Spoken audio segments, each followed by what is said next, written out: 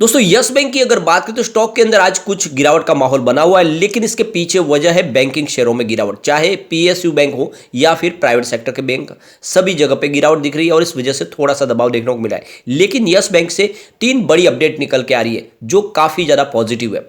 एक तरह से एक आरबीआई की तरफ से यस बैंक की ताकत को और बढ़ाया गया, यानी आरबीआई ने मान लिया है कि यस बैंक अब बड़ी बैंकों को टक्कर देने के लिए तैयार हो चुकी है।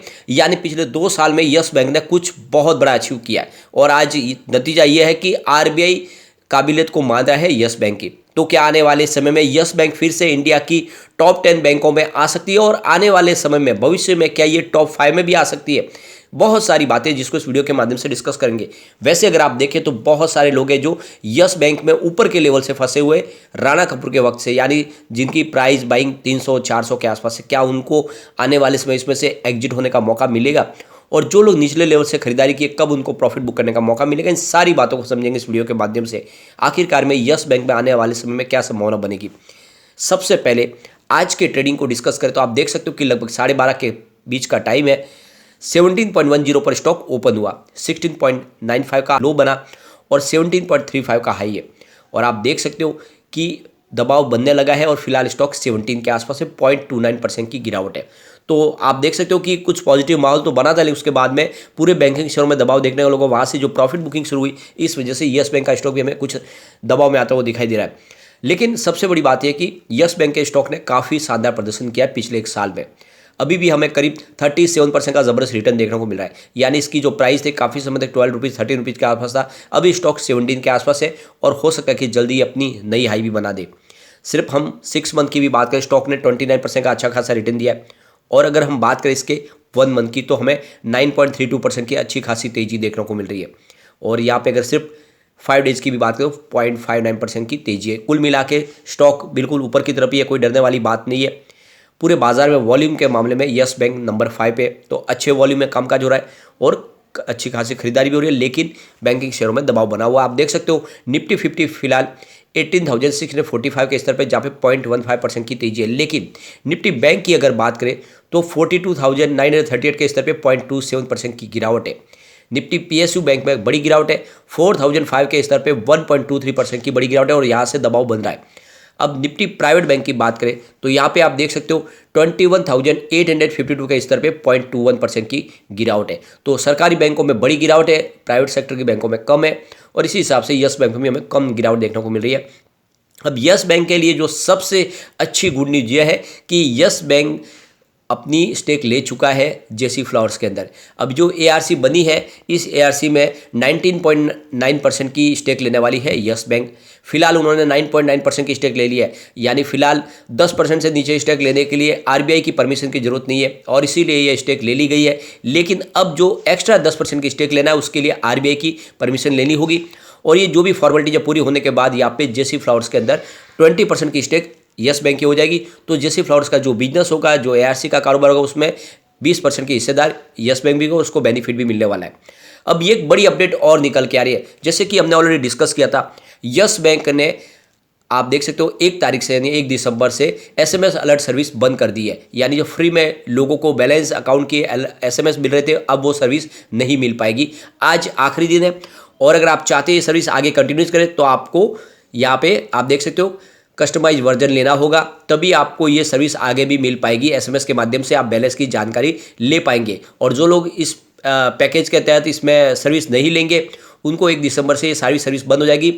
तो यहाँ पे आप देख सकते हो कि इसी समय आपको कस्टमाइज वर्जन है उसको लेना चाहिए, ताकि आने वाले समय में आपकी जो एसएमएस की जो अलर्ट सर्विस है वो मिलते रहे। जैसे ही आपके बैंक अकाउंट से अगर कोई बैलेंस करता है तो आपको उसका मैसेज मिल जाएगा। अब ये जो सर्विस पहले फ्री चल रही थी तो ये सर्विस फ्री में नहीं मिल पाएगी। वैसे यस बैंक ने पहले ही लोगों को ईमेल और एसएमएस के जरिए ये जानकारी दे दी थी कि एसएमएस सर्विस आने वाली इस 30 तारीख तक ही चल पाएगी, यानी आज तक, और उस कल से बाद में आप देखें तो इसके लिए आपको पे करना पड़ेगा। लेकिन अगर आप ऑनलाइन बैंकिंग सर्विस इस्तेमाल कर रहे हैं तो उसको यह बेनिफिट वैसे भी मिलेगा, वहाँ से जानकारी ले सकते हैं, जैसे कि यस मोबाइल है, यस ऑनलाइन या फिर यस रोबोट। अगर ये इस्तेमाल अगर आप सर्विस कर रहे हो तो इन सर्विस के माध्यम से आप अपनी बैलेंस की जानकारी ले सकते हैं। तो उसमें उसका कोई चार्ज नहीं लगने वाला है, लेकिन आपको अगर एसएमएस के माध्यम से अगर जानकारी लेनी है तो इसके लिए आपको चार्ज पे करना पड़ेगा। और ये आज आखिरी दिन है।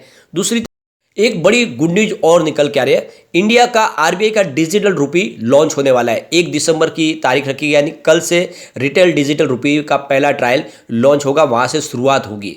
अब ये आरबीआई की तरफ से कहा गया है कि कल से इसकी शुरुआत की जाएगी। और आप देख सकते हो आरबीआई ने जो ऐलान किया है, तो फर्स्ट शुरुआत में यानी कुछ चुनिंदा ग्राहकों को ये सुविधा मिलेगी, यानी पायलट के तहत कुछ चुनिंदा ग्राहकों, कुछ बिजनेस हाउसेज को, बिजनेस ग्रुप को इसमें शामिल किया गया, उनको ये सर्विस मिलेगी। अब आप देख सकते हो कि आरबीआई ने इस नई सर्विस के लिए 8 बैंकों को फिलहाल चुना है, जिसमें से धीरे धीरे करके उसको बढ़ाया जाएगा। पहले चरण में 4 बैंकों को शामिल किया गया। इन 4 बैंकों में ये सुविधा शुरू होने वाली है। आपको जान के हैरानी होगी कि इन 4 बैंकों में यस बैंक भी शामिल है। यानी इंडिया की इतनी सारी बैंकों में जो 4 बैंक है जिसके ऊपर आरबीआई ने भरोसा किया है इस नई सर्विस को लॉन्च करने के लिए, क्योंकि एक बहुत बड़ी सर्विस है, एक बहुत बड़ी ये जिम्मेदारी है। और आरबीआई ने सब कुछ देखने के बाद ही इन 4 बैंकों को चुना है यहाँ पे ट्रायल के लिए। अब आप देख सकते हो ये पायलट ट्रायल जो होगा, इसमें वो सारी की सारी सुविधा होनी चाहिए उन बैंकों में कि इसको अच्छे से वो आगे लागू कर पाए। तो जो 4 बैंक है उसमें आपको देखने को मिलेगा स्टेट बैंक ऑफ इंडिया, जो हमारी पीएसयू बैंक है सबसे बड़ी इंडिया की। उसके बाद में जो आपको नाम दिखाई देगा तो वो आईसीआईसीआई बैंक, जो प्राइवेट सेक्टर की सबसे बड़ी बैंक है।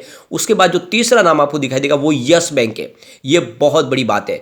इसके अलावा आईडीएफसी फर्स्ट बैंक, इन 4 बैंकों को चुना गया। आप देख सकते हो हिंदुस्तान में बहुत सारी बैंक है, उसके बावजूद भी आरबीआई की तरफ से इन 4 बैंकों को चुना जा रहा है। उसमें यस बैंक जो पिछले 2 साल में ही फिर से खड़ी हुई है, ऑलरेडी डूब चुकी थी, और उसने इतनी शानदार टेक्नोलॉजी को अपनाया है कि आरबीआई को भी भरोसा है कि वो इस डिजिटल रुपये के कारोबार को तेज़ी से आगे बढ़ा सकते हैं, और इसीलिए यस बैंक को इसके लायक समझा गया है। तो आप समझ सकते हो यह यस बैंक के लिए एक गर्व करने वाली बात है कि जो इंडिया की 4 बड़ी बैंकों में उनको शुमार किया गया है आरबीआई की तरफ से।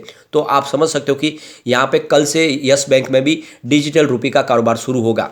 और उसके बाद जो सेकंड चरण रखा गया उसमें बैंक ऑफ बड़ौदा, उसके बाद union bank of India, HDFC bank और कोटक महिंद्रा बैंक को शामिल किया जाएगा। यानी 4 बैंक पहले होगी, इसके बाद में 4 बैंकों में ये सर्विस शुरू होगी। तो कुल मिला के जिस तरह से सबसे पहले यस बैंक को चुना गया है एसबीआई और आईसीआईसीआई बैंक के साथ में, ये बहुत बड़ी बात है यस बैंक के लिए। आरबीआई की तरफ से कहा गया कि ये जो पायलट प्रोजेक्ट है 4 शहरों में ही होगा शुरुआत, जिसमें मुंबई, न्यू दिल्ली, बेंगलोर और भुवनेश्वर को शामिल किया गया है। बाद में इसको अहमदाबाद, गंगटोक, उसके बाद गुवाहाटी, हैदराबाद, कोची, लखनऊ और पटना, शिमला को भी शामिल किया जाएगा। यानी धीरे धीरे ये आगे इसका दायरा बढ़ाया जाएगा और बैंकों की संख्या को भी बढ़ाया जाएगा। तो ये सर्विस शुरू होने वाली है। और आप दूसरी तरफ अगर देखें तो यस बैंक अपने बिजनेस को तेज़ी से बढ़ाने के लिए लगातार बहुत सारे यहाँ पे बिजनेस मीटिंग भी कर रही है। यहाँ पे एक्सचेंज को जानकारी दी गई, उन्होंने यहाँ पे अमानसा कैपिटल के साथ में भी मीटिंग की है। और आप समझ सकते हो कि यस बैंक आने वाले समय अपने बिजनेस को तेज़ी से बढ़ाने के लिए इस तरह से लगातार बहुत सारी मीटिंग कर रही है। उसके बावजूद भी यहाँ पे यस बैंक की प्राइस आपको थोड़ी सी दबाव में दिखाई देगा। इस समय जब सेंसेक्स ऑल टाइम हाई के आसपास है, आपको यस बैंक की प्राइस थोड़ी नीचे इसलिए दिखाई दे रही है क्योंकि कुछ ब्रोकरेज हाउस है जो लगातार सेल के टारगेट देते हैं पिछले कई समय से। चाहे यस बैंक में कितना भी शानदार काम किया हो, यस बैंक अपने सारी मुसीबत से बाहर निकल रही हो, लेकिन वो सेल के टारगेट लगातार बने हो। उसमें एमके ग्लोबल शामिल है, जिनका 12 रुपीज़ का जो सेल का टारगेट है वो 17 की प्राइस के आसपास है, और ये लगातार बना हुआ है। और इसी वजह से कुछ रिटेल इन्वेस्टर यहाँ पे डर के सेल कर देते हैं, लेकिन यही बड़ी गलती कर देते हैं।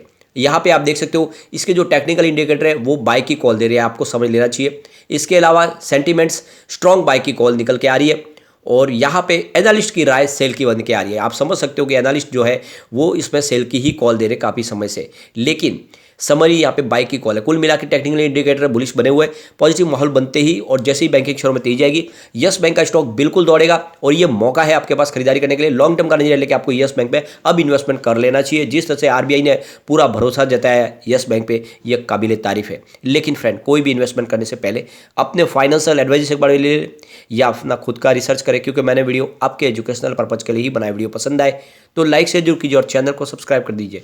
Thank you friend.